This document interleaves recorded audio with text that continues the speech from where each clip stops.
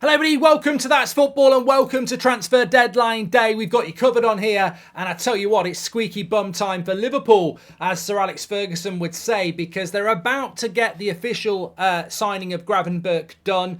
Tuchel has basically confirmed that. He's in Liverpool, he's having his medical. We spoke about this yesterday ahead of the game. He's going to Liverpool and it will be officially announced today. But Liverpool fans will be wondering about this. What will be the biggest deal of the transfer window? Because if Mo Salah leaves today or any time beyond today, then that's a huge problem for Liverpool. And this is the really big thing to consider here. If Liverpool survive today with Mo Salah a Liverpool player, that doesn't mean that he will be a Liverpool player in 2 weeks' time. Because my understanding is that the Saudi Arabian transfer window doesn't close for 3 more weeks. So this is a weird new situation for Premier League clubs, because you think you hit the transfer deadline day, you look around Europe, it's all closed, you're fine. But the Saudi Arabian League, which is not regulated the same way as the European leagues anyway, they've got 2 or 3 weeks apparently. So they can still go for Salah beyond today. Obviously, the significance of today is that it gives Liverpool time to do something about it. And Jurgen Klopp has been speaking this morning, basically saying it can't happen, it can't happen. But he also admitted that these contracts and the prices that these Saudi Arabian clubs can offer are very difficult to turn down for football clubs in Europe. TalkSport themselves are saying that this there is expected to be a bid. A PIF delegation are expected to finally make a proper formal offer to Liverpool worth £128 million. We know the package for Salah will reach around £200 million per year. So look, we may not get the resolvement of Salah today, and Liverpool fans may well think if he's a Liverpool player tonight at 11 o'clock, you've done it. And logically, you would think you have.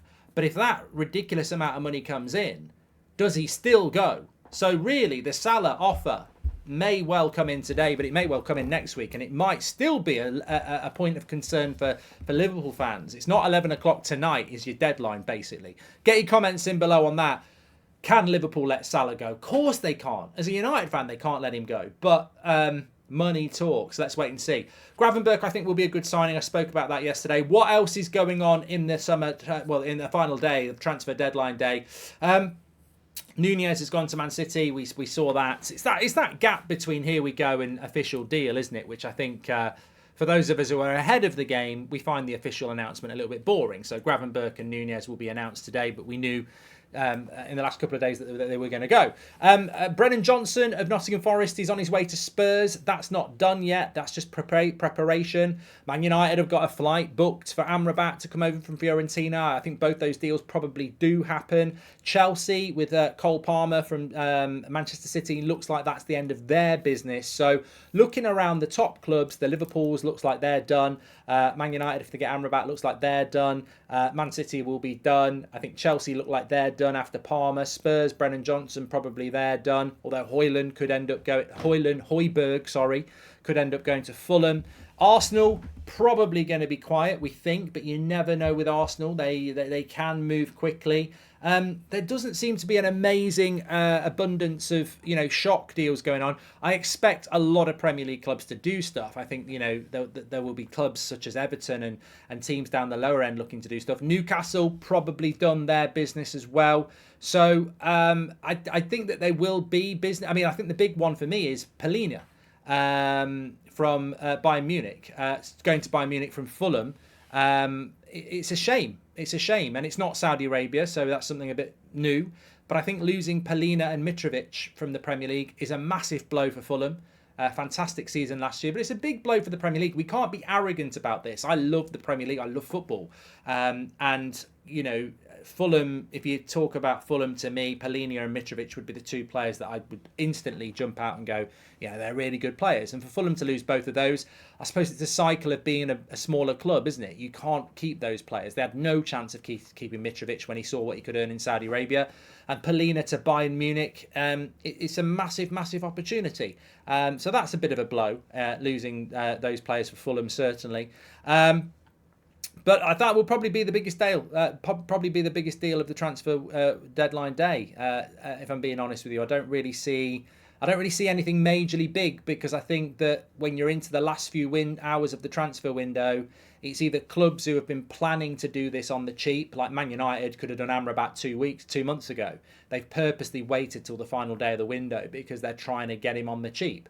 So they're trying to, they're squeezing Fiorentina's balls, basically saying, how low will you go? That's a tactic from United. I don't like it. Amrabat's not even had a pre-season because of this. So I don't agree with it just to save a few million quid. But when it hits transfer deadline day, it's desperation day. There's very rarely big deals that are going to go on. The remnants of big deals. Gravenberch has happened in the last few days. It gets finalised today, but Liverpool have been working on that. Nunez for Manchester City. What you tend to see on transfer deadline day is desperation, and those desperation deals tend to be done by desperation clubs. Fulham will be scratching around to use the Polina money if they're going to take it, and that will probably be Højbjerg from Spurs. Everton and some of the clubs down the bottom will be just thinking, do we need a little bit more to help us over the next few months? I don't really expect any big club to go, oh, you know what?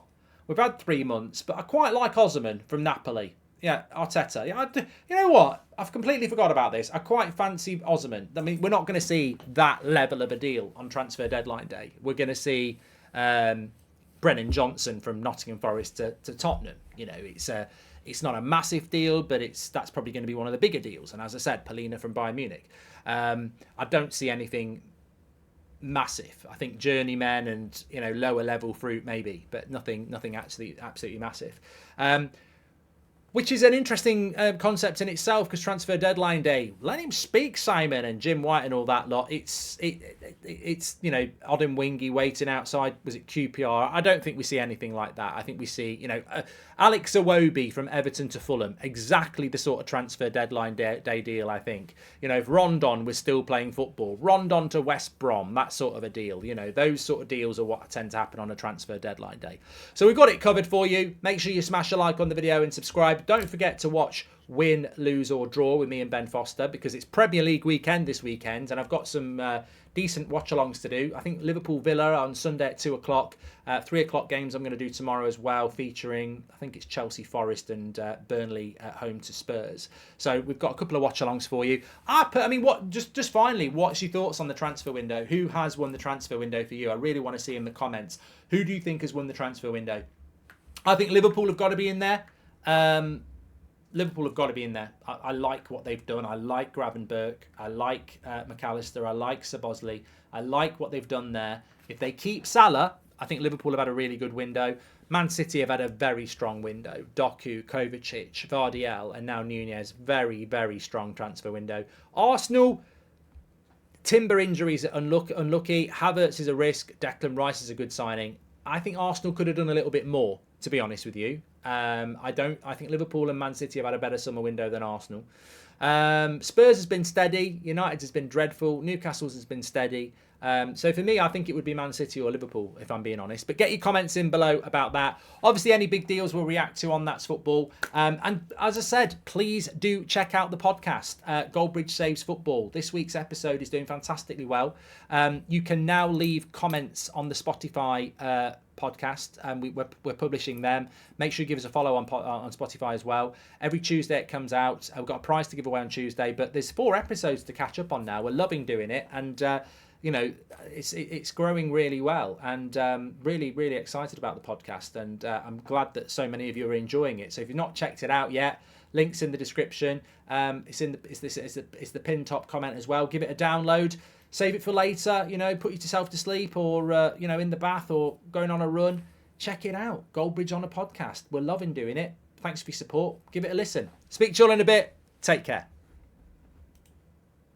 Hey, up.